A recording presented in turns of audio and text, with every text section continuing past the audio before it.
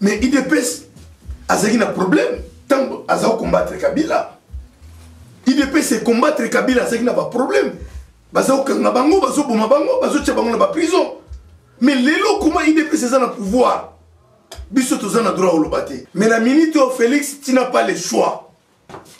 Tu n'as pas le vrai choix. Donc le vrai choix, c'est de mettre à la primature Martin Fayoulou. C'est mettre à la primature Martin Fayoulou. Martin Fayoulou a remémé là Mbake. Martin Fayoulou a remémé là Ngwanda. De façon que les Congolais vont se retrouver.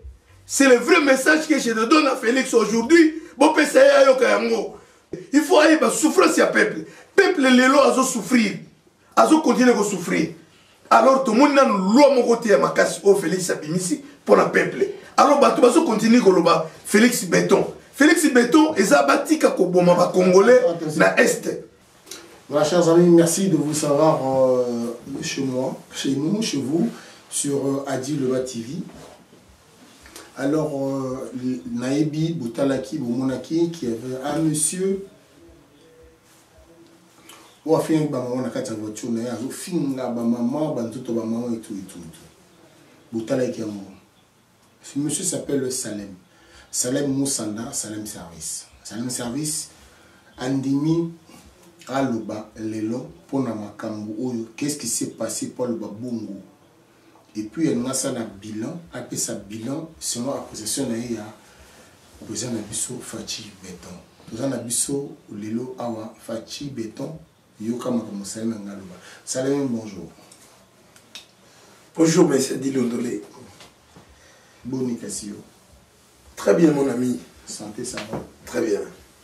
Alors, Salem, au cas de la télévision, on a bilé Batwamoni, au fingi banzoto ya basi au fingi banzoto ya ba maman tant le finga ki bongo batu batala mukimo au finga ki banzoto ya ba maman na basi pour bon monsieur dit na na linette ba ndeko nango ba yebi politesse nanga na be mission na salaka na ndenge na bundela mboka malgré représenter ngate na za quand même bundela mboka parmi batu oyo balobaka pona mboka pona Congo. J'aime le Congo, je suis congolais de sang, de père et de mère, né à Kinshasa, l'hôpital Mama Yemo. Donc na botami na Nyangara na Ngiri. Donc nous sommes à Kinshasa, congolais, na mboka wana kanda oyo salakinga na mokolo wana. Vraiment, il est qu'à niveau peut-être na dekonaki na kofinga. Mais bato na finga ki. C'est vrai, ils ont passé na mon na bimisaki parce que écoutez ma chère d'abord pour en parler sur Kanda Isaki Yanini pour na lobananu ils ont sorte peut-être non bolimbisi mais kusenga pardon expliquer bandeko na yo que obimisa ba bêtise na plateau. Salem bazotala yo oui maloba oyo lobaki siko bazotala qu'est-ce que tu peux dire na bateau bazotala yo na maloba oyo bisa monoko na baotala sikole oyo bisa ba muni.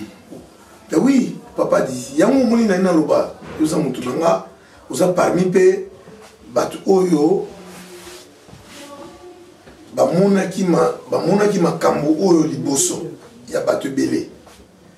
Tu es parmi parce que na bengaki yo o critiquer kingai pe o conseiller kingai mais so na ina loba gravité ya likambo na niveau comme elaki. D'abord mon fils, mon premier fils qui s'appelle Chéribin, c'est mon fils que j'aime bien. Donc mon ananga liboso mobile. Donc assez nerveux qui n'a pas bêtise ou ala ou n'a bimisaki. A botolenga téléphone, a supprimer Facebook nanga na téléphone. Alors on a été obligé na céder parce que ça mon ananga. Alors tu m'as fait honte. Donc c'est vrai ça fait honte na batunios. Mais je lui ai demandé pardon parce que c'est mon fils. Mais par contre, au-delà, il y a colère. Pour nous expliquer aux Congolais que comment on a niveau on a. D'abord, je vais vous dire, je suis un Congolais, né à Kinshasa, na Nyangara, na Ngingiri. Mon à Kinshasa, Congolais, le vrai Congolais de sang. Donc, na makambu o ezo le kanambo na biso. Kande legi kofinga wana. Mais ba moni amotie, ba to mona ga kofinga. Ya mona senga ibolimbisi. Mais par contre, est-ce que vous savez bolimbisi? Non, na sengi bolimbisi na bat oyo baza concerné te na injir wana. Mais bat oyo baza concerné au fini ba le sous. Non, na fini ba on souté. Na ina lobake non. Il faut pas kota na nzela oyo oyo senga parce que les amboka na biso. Au lieu to kabola ba bêtise na ba Facebook. Yo adi londolé. Pardon. Yo lobi boy. Oui. Na bateau baza concerné te va limbisa. Mais bateau baza concerné au retirer te. Non, na bateau oyo. Bazo comprendre te que na mine ba Yves Genda. Bateau Yves Genda baza ba paparazzi. Bazo ka ba muke ba kangiamo. Do yo limbisi bateau yo baza concerné bateau baza concerné au fini ba ngbi susu. Non, on a fini susu télé parce que na lobby que depuis mon fils moi na ngali bosso. Qui ça au nom de Cheikh Ben Moussanda a reproché papa naïe parce qu'il a écouté de bêtises. À lui, papa, t'as déconné. Et ça, on est à la famille, n'a bichoté. Et il a retiré mon téléphone, a effacé Facebook. Voilà. Donc, c'est-à-dire que ils ont dit bêtises. Oh, on a conseillé à Bolimbisi. Mais par contre, au-delà, il y a colère. Oh, baza concerné. Na ba reproche oh na salaki parce que yo yebi ke ngala bundela Congo na so linga ke to pasaka message toujours na ba bêtise o ezoleka na mboka na biso de façon que to avancer to changer to koma lokola ba pays mususu lelo baso bunda na économie baso bunda na organisation mais biso to so bunda kaka na politique na pouvoir depuis des années. Depuis le Mumba Koufa pour Namboka, on a abondé le pouvoir ya Congo, na ba Congolais pour na Congo et Bonga. Oyebi lelo ba zo fêté anniversaire ya Lumumba. Et puis singa mawana ba tu news tout o ba sala qui fêti wana. Mais qu'est-ce que le Congo a gagné? Na mort ya Lumumba. O tozo kumisa héros national. Tozo lati sa héros national. Mais abondé la qui le Congo pour na Congo. Mais Congo ti lelo et une ne l'ont moté mais batu baso continuer à féliciter alors ba congolais toza batu bien toza banyama oza congolais oui basoza nyama soza mutu parce que naza congolais naza mutu alors Salem to kina musikate lelo kotala président Nabiso Félix Antoine Fachi Béton. Qu'est-ce que tu peux dire toujours dans le mouvement na Assemblée, na Sénat, na tout ce qu'on voit là. Et yo, en tant que aussi un analyste politique, qu'est-ce que tu peux dire avant qu'il donne une image pendant son Congo à Sassayo? Non, mais au moins, Ligama Fachi, Bandego Foye Baki, Lelo, Naïe, pour passer le message, Moko. Tant il y avait une surprise pour répondre à dit la question à Tuninga. Mais Boye Baki, il y a Lelo Ezaki message à Fachi. Donc, Batunio so balinga Fachi, il faut bazo émission Oyo et comment pas naïe.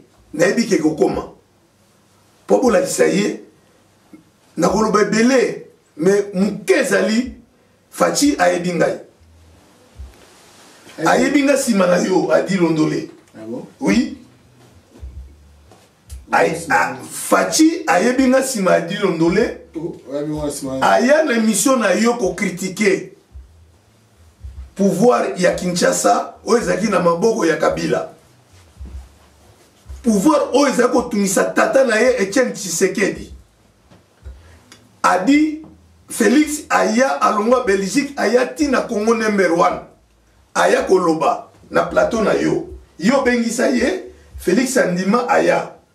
Après mission na yo yo lakisanga Félix na solola na ye 15 minutes 15 minutes. Ok, voilà, ok. Je te rappelle, 15 minutes na Solana Félix, na se ya plateau na yo. C'est un homme très bien que j'ai beaucoup apprécié. Il s'est défendu mais beaucoup. Qu'est-ce que tu reproches à Félix aujourd'hui? Il s'est défendu beaucoup dans la question on a la posée qui est. Félix Tshisekedi. Mais les autres ont reproché. Les autres ont reproché Makambo Bele a dit Londolé. C'est ça qu'on a dit. C'est ça qu'on a dit. C'est ça qu'on a fasciste. Donc, sauf que qui a fasciste, c'est ça qu'on a lu blessé Londolé va fascister. Non, pas la vieille, le bio, vieux César a soutenu la Félix. Mais, on a dit Viola, Azamuta Mayele, vieux César. Azamuta Mayele, n'a yébié à la politique très bien. Mais qu'est-ce que tu veux? Mais ce qui vient là, César, Alingui a critiqué, félicité la BRL, on a vu la nazo déconner. Alors, qu'est-ce que tu reproches à Mais, le qu'on a reproché na fascisme. D'abord, et le qu'on a na loba na batu oyo nyoso balinga Félix. D'abord na félicité bino. Vous savez congolais le kolangai, mais et le qu'on a osenga bino. Bo raisonner, bo zonga muke na sima. Bo tala esika IDPS e 8. Parce que IDPS ezali parti contestataire. Il y a ba isitoa ba toto benga ba miyibi ya pouvoir. IDPS ils a fondé na idée wana. Il y a mutu o a bloqué le pouvoir si longtemps. Parce que ce qu'on l'a dit, Papa Tshisekedi, ba idée o ya zalaki nango ko contester mutu oyo a bloqué le pouvoir yemoko. Mutu oyo aza dictateur. Mutu oyo alingi ko salela mboka te, alingi libumuna ye. C'est ça l'idéologie à IDPS. Alors aujourd'hui, qu'est-ce qu'on reproche à Félix? Félix azolanda toli ya batu nyoso bazolanda ye na sima. Batu wana bazoko saye. Il faut pas loba na vérité, ba l'accès nzela nini Félix ya ko landa. Netelo konini. Makambo ezali ebele. Félix a kuti bazo boma ba congolais.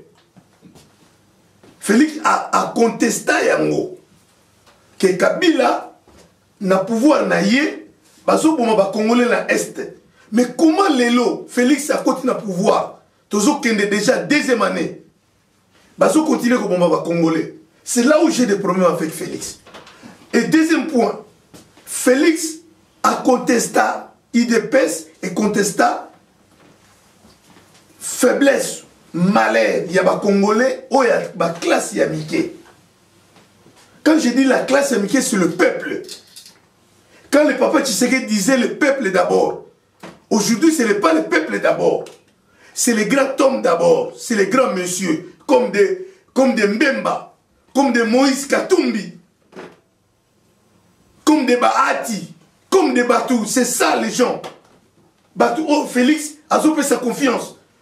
Félix va tourner vers le peuple.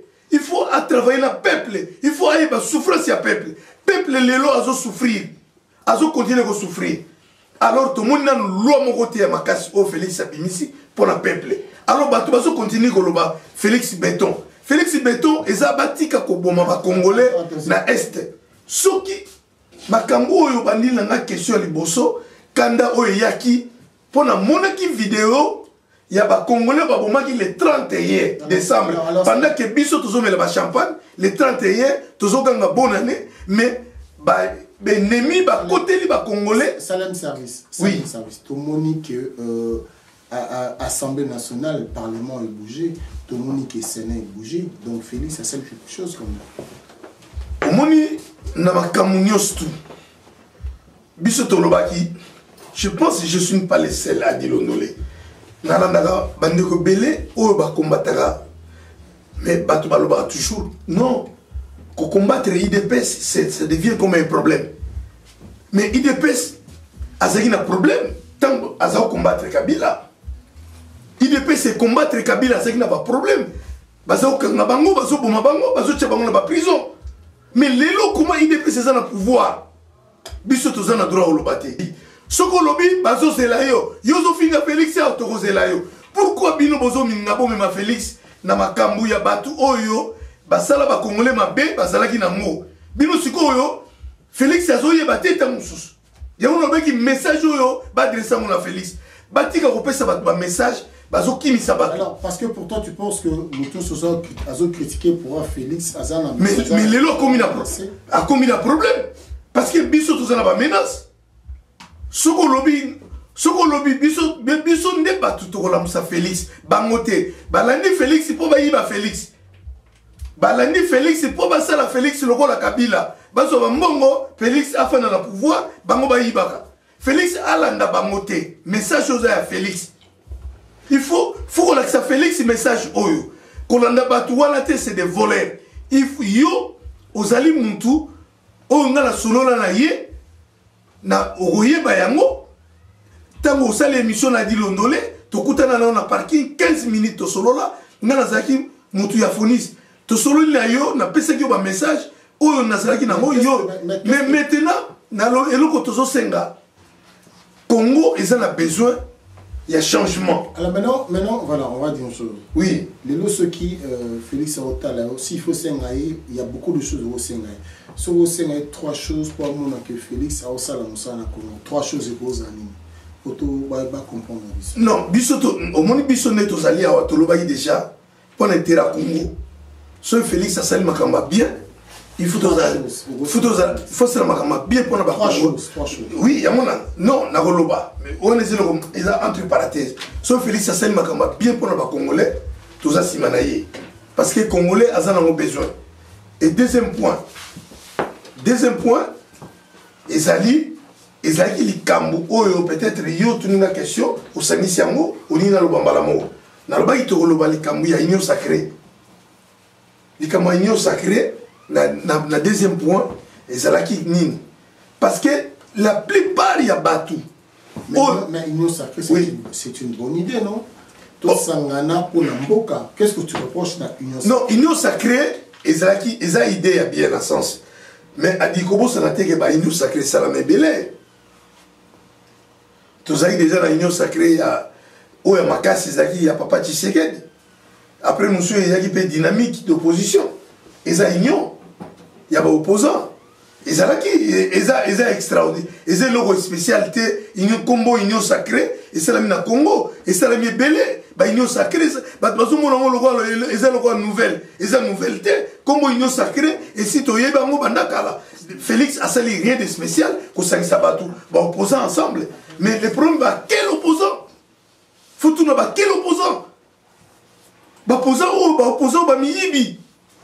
Union sacrée wana sangisi ba miyibi bazana kati ba traître ba boma Félix bazana kati Félix aso ebate même na lobia yoko zulana au moins j'aurais informateur un homme comme Bahati un homme Kabati c'est un pro de Kabila Batu bayeba même séparation na yena Kabila wita wabité vérité na mona ezalakate vérité na mona ezalate ba congolais baningi kolandela makamute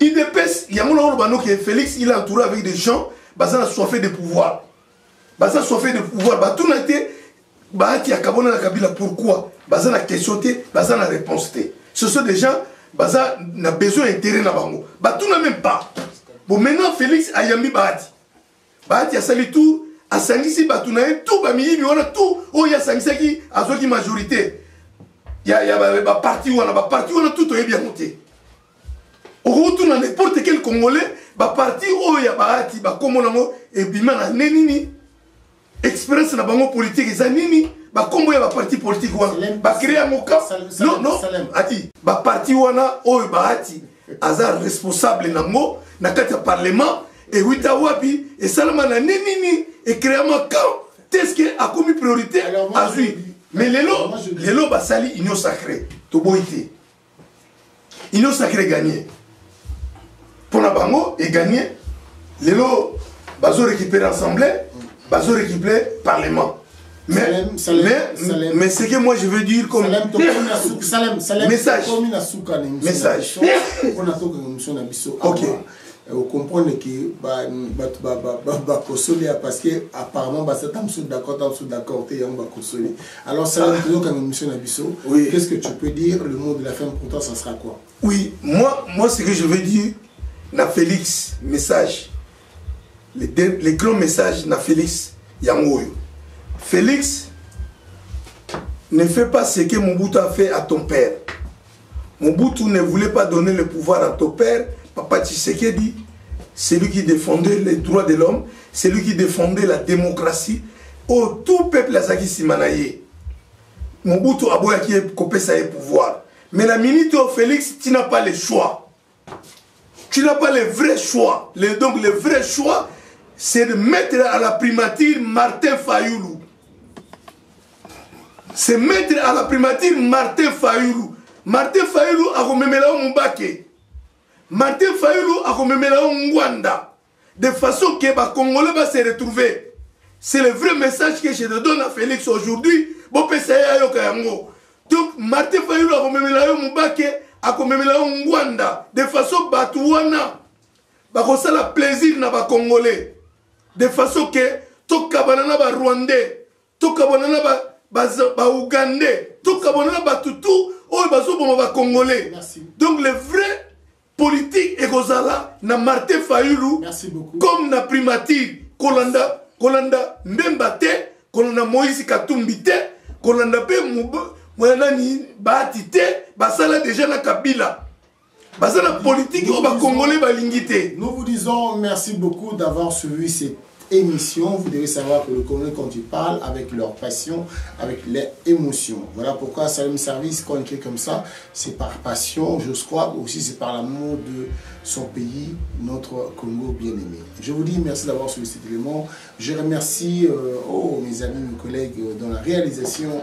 Ouli Kunda, merci beaucoup. Nabo Sanyote, Azawa, Yiwala, Edine Image, Panda Sango, Yakumo, Panda Sango, Oyo. Le grand prêtre César Ngadi, César, camarade à petit à Rédi Amissi, petit à Lublès Ndolé, donc voilà. César Ngadi, je lui fais un coucou. Il y a le Chami, il y a Moko Nabago, Ivigenda, Baboté Image, Sandrine Sama, Bozebele. Je vous dis merci. Soyez branchés, abonnez-vous massivement. Alain Benza Panzé Loco, abonnez-vous massivement sur Adi Loba TV. Je salue les monuments vivants. Je vous dis merci, à très bientôt et bye.